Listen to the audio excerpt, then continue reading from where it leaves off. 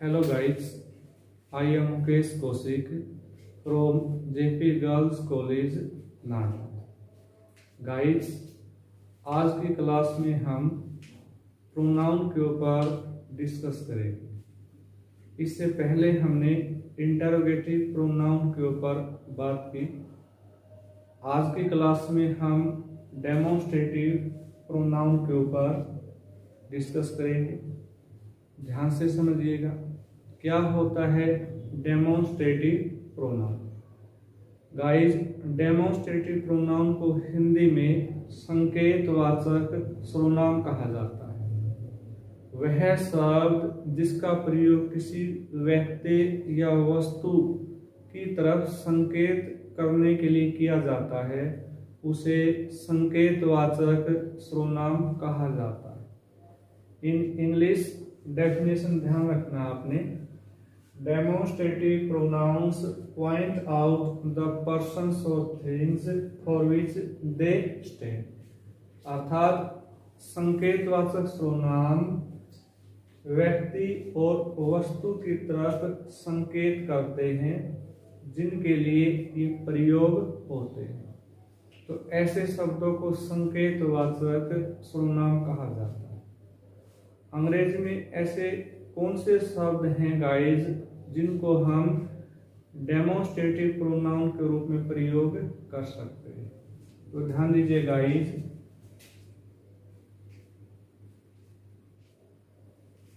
Guys, look these four words: this, these, that, those. इन शब्दों का प्रयोग संकेतवाचक सर्वनाम के रूप में होता है। गाइस, इन शब्दों को आप छोटी क्लासेस से पढ़ते आ रहे हो, लेकिन अब भी इनके बारे में संशय की स्थिति बनी रहती है। किस तरह से आपने इनका प्रयोग करना है, इनको आपने ध्यान रखना है। गाइस, संकेतवाचक सर्वनाम के रूप में इन चार शब्दों का प्रयोग होता है, किया जाता है। This, these, that, those. Guys, ध्यान रखिए, दिस एक वचन होता है और दिस का प्लूरल बहुवचन दीज होता है। दैट एक वचन होता है, दैट का बहुवचन दोज होता है। बहुत से स्टूडेंट इनको गलत तरीके से प्रयोग करते हैं। कई स्टूडेंट देखा है कि दिस का दोज बना देते हैं और दैट का दीज बना देते हैं। ये गलत होता है। ध्यान से सही प्रकार से आप कैसे यूज करोगे। दिस का प्रयोग एक वचन के लिए होता है और दीज का प्रयोग बहुवचन के लिए होता है। अर्थात हम कह सकते हैं कि दिस सिंगुलर नंबर है और दिस का प्लूरल नंबर दीज होता है। और गाइस, इन दोनों का प्रयोग निकटता के लिए किया जाता है। इन दोनों का प्रयोग निकटता के लिए होता है। नियरनेस, समीपता को ये प्रकट करते हैं। इसी प्रकार से गाइस, दैट सिंगुलर होता है और दोज दैट का प्लूरल होता है। इन दोनों का प्रयोग गाइस डिस्टेंस के लिए होता है। डिस्टेंस, दूरी के लिए आपने इनका प्रयोग करना है। गाइस, दिस के साथ हमेशा ही एक वचन वाला वर्ब यूज होता है और एक वचन वाला नाउन यूज होता है। इसी प्रकार से दिस के साथ प्लूरल वर्ब आएगा और प्लूरल ही नाउन आएगा। दोनों निकटता को शो करते हैं। एग्जाम्पल से समझिएगा। This is my pen. Look this sentence guys, this is my pen. ये मेरा पेन है। अक्सर हम ऐसे वाक्यों को पढ़ते हैं, लेकिन इस वाक्य के अंदर विचार करते हैं दिस के ऊपर। दिस क्या है गाइस? डेमोन्स्ट्रेटिव प्रोनाउन है। क्यों? क्योंकि ये निकटता को शो करता है कि दिस इज माई पेन, यह पेन मेरा है जो पास में है। तो दिस के साथ गाइज सिंगुलर वर्ब है और सिंगुलर ही नाउन है। आप ऐसा नहीं कहोगे दिस इज माई पेन्स, गलत हो जाएगा। इसी प्रकार से गाइज दिस का प्लूरल दीज होता है। जैसे for example these are your copies, these are your copies, ये आपकी कापियां हैं। इस वाक्य के अंदर दीज क्या है गाइज? डेमोन्स्ट्रेटिव प्रोनाउन है। क्यों? क्योंकि निकटता को व्यक्त करता है और दीज के साथ प्लूरल वर्ब आएगा और प्लूरल ही नाउन आएगा। ये आपने ध्यान रखना है, दोनों निकटता को शो करते हैं। इसी प्रकार से गाइज दैट और दोज का प्रयोग डिस्टेंस के लिए होता है। एग्जाम्पल से देखिएगा guys, that is a child, that is a child, वह एक बच्चा है जो दूर खड़ा है, अर्थात दूरी के लिए यूज हुआ है। तो दैट के साथ भी आपने क्या करना है? सिंगुलर वर्ब का प्रयोग करना है और सिंगुलर ही नाउन आपने यूज करना है। इसी प्रकार से गाइज दोज आता है, दैट के प्लूरल के रूप में दोज का प्रयोग होता है। For example those are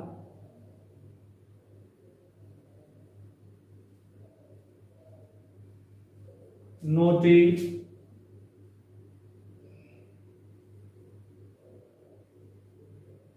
students, those are naughty students, वे शरारती विद्यार्थी।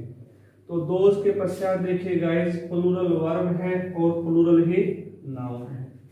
सो इन एग्जाम्पल के अंदर दिस, दिस, दैट, दोज, इन शब्दों का प्रयोग संकेतवाचक सर्वनाम के रूप में हुआ है और ये वाक्य के अंदर निकटता और दूरी को दर्शाते हैं। तो इस प्रकार से इन शब्दों को आप ध्यान से यूज करोगे तो मिस्टेक नहीं होगा। लेकिन यहाँ पर भी कंफ्यूजन है जो आपने दूर करना है, क्योंकि अंग्रेजी भाषा के अंदर एक शब्द एक भूमिका अदा नहीं करता है, सेंटेंस के अनुसार उसका फंक्शन चेंज हो जाता है। ध्यान दीजिए गाइस, जब इन शब्दों के बाद प्रिंसिपल वर्ब या हेल्पिंग वर्ब आए तो ये शब्द डेमोन्स्ट्रेटिव प्रोनाउन बनते हैं।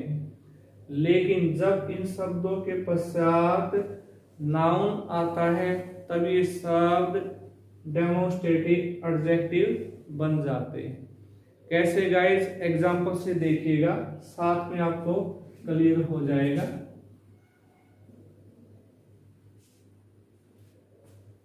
गाइस वाक्य में यदि दिस को ऐसे यूज किया जाता है, this bag is mine, look this sentence guys. इस वाक्य के अंदर देखो दिस के पश्चात नाउन आ गया। अब ये दिस वाक्य में क्या बन गया गाइस? एडजेक्टिव बन गया। कैसा एडजेक्टिव बन गया? यहाँ पर ये डेमोन्स्ट्रेटिव एडजेक्टिव के रूप में यूज हुआ है। ये आपने ध्यान रखना है। क्यों? क्योंकि इसके पश्चात नाउन का प्रयोग हुआ। इसी तरह से गाइस देखिएगा, these copies are hers, ये कॉपियां उसकी। तो यहां पर भी देखिएगा these के पश्चात क्या आ गया? नाउन आ गया। तो ये क्या बन गया? डेमोन्स्ट्रेटिव एडजेक्टिव बन गया। ये कंफ्यूजन आपने ध्यान से क्लियर करना है कि जब इसके बाद वर्ब या प्रिंसिपल वर्ब आता है तो ये बन जाता है डेमोन्स्ट्रेटिव प्रोनाउन। जब इसके बाद नाउन आता है तो ये बन जाता है डेमोन्स्ट्रेटिव एडजेक्टिव। इसी प्रकार से गाइस देखिए, that child is naughty,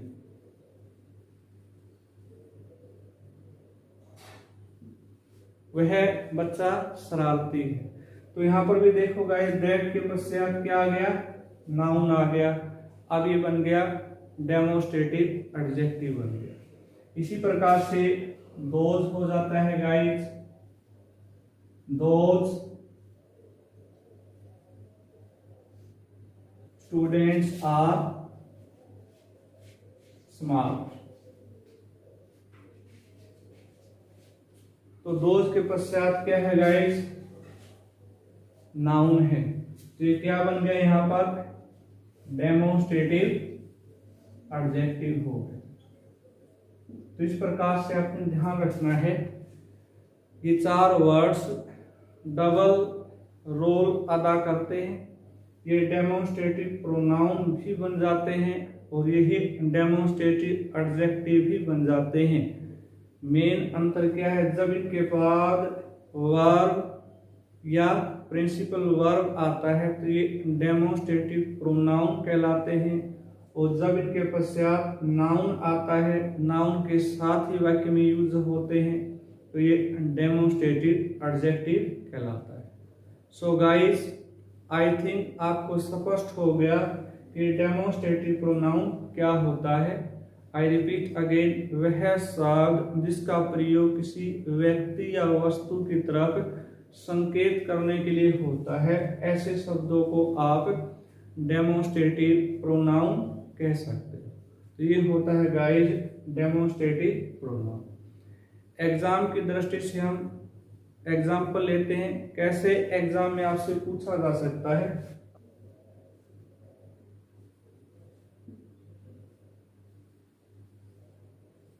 this causes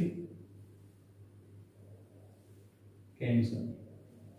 question पूछा जाए गाइस कि what is the position of the underline word, it means this. This शब्द की भूमिका क्या है, किस पोजीशन में यूज हुआ है। आपको ऑप्शन दिया जाएगा यहाँ पर कि डेमोन्स्ट्रेटिव प्रोनाउन के रूप में, बी होगा गाइस डेमोन्स्ट्रेटिव एडजेक्टिव के रूप में, सी होगा गाइस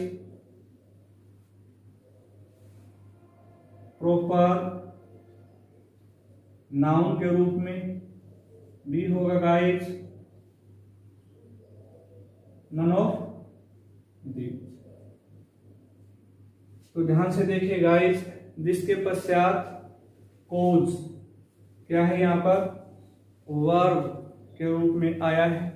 तो जब इसके पश्चात वर्ब आता है तो ये क्या बन जाता है गाइस, डेमोन्स्ट्रेटिव प्रोनाउन बन जाता है।